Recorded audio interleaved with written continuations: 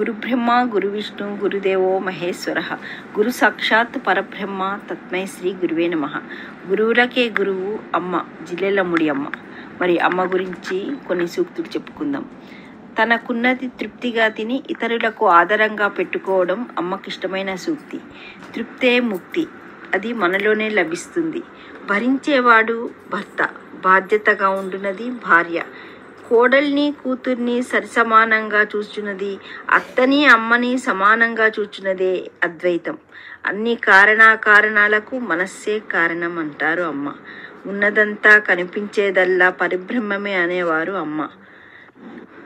నాకు గరిటెలు వంట సామానుల సవ్వడి కమ్మని సంగీతం అనేవారు అమ్మ.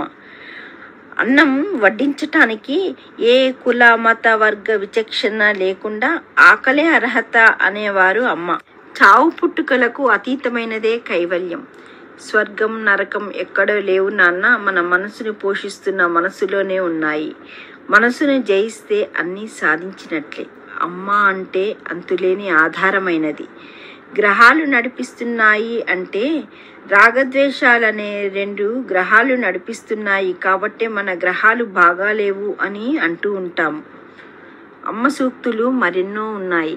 మరి వచ్చే వారం మరెన్నో ముచ్చట్లతో మళ్ళా కలుసుకుందాం. నమస్తే.